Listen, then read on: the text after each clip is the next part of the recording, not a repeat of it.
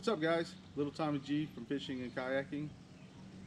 Thinking about doing some catfish and carp fishing today out here at Lake McConaughey. Catfish and carp fishing is very self-explanatory, very simple fishing, kind of the laid-back fisherman. I'm going to be doing off the shore today. Going to be using a worm, also using my whipping stick. This right here is 25-pound braided, 200-yard reel. I love this reel. Has a very good casting distance. Just attached to it today is a 3-ounce egg weight. These right here allow the weight to slide up and down the line. That being said, what it does is once this hits the ground, I loosen up my line a little bit, and it gives a little bit more of a lead. That way when the fish bites on, he doesn't feel that weight. I'm going to use a swivel. Then I'm also going to use your basic eagle claw catfish hook. I like these. They're nice. They're at the double barred on the back. So once you set that hook, it's hard for it to come out. Again, like I said, this stick, very nice. Better not get hooked here.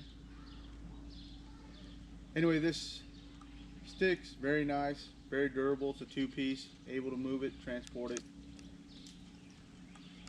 But awesome casting distance. That's one of the reasons why I like that stick. So back to the basics on catfish. Worm, shrimp, blood bait, anything you can pretty much get your hands on. Catfish and carp, they really don't mind. As long as their mouth can get put around it, they pretty much take it in. Out here on Lake McConaughey, we have 3 major catfish. We have bullcat. You know, they're the little ones, big head. They hit hard, fun to catch. We also have channel cat.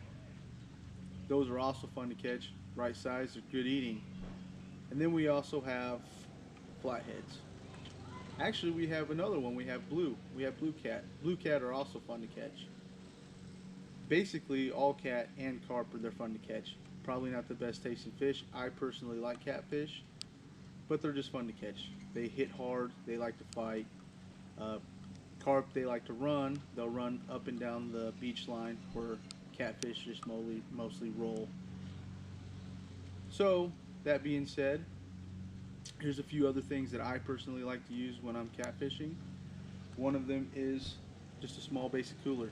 When I go catfishing, I like to take 2 to 3 dozens worth of worms. So I want to keep those guys nice and cool, especially out on a nice hot day. Do a lot of day fishing rather than night fishing, but either way, I like to take a nice little cooler, keep my guys nice and fresh. Keep them moving. The other thing I like to use is a 5-gallon bucket. The reason why I like the 5-gallon bucket is I fish off of sand.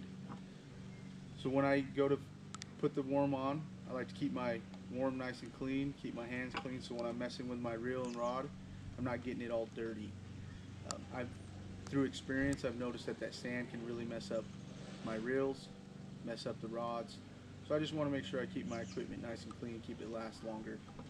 The other thing I like to use is rod holders. These are mostly common, sticking in, put the rod, so forth and so forth. Now, a lot of guys, they like to put bells at the top of their rods, so when it hits, it rings. I personally like them because if you're out there and you're kind of chit-chatting with some friends, you know, you can hear it go off. But when I'm going by myself, I tend to just use basic, just watch it, take my time. I've come to realize that those things you tend to forget they're on there. You go to cast and they're gone, or they fall off, they break. They're very inexpensive, but still kind of a hassle sometimes. So today we're just going to go out there, hang out, put our feet up, just really enjoy the lake, enjoy the scenery. Today it's a little overcast, a little bit of rain, but nothing that's going to stop us from catfishing today. So let's go out there and let's see if we can catch some either catfish. We might even get lucky, catch a walleye. Last year about this time, I was just out catfishing on the bottom using a worm, very shallow water, and ended up catching a nice 21-inch walleye. So that being said, let's see what we can get. You never know when you're off the bottom.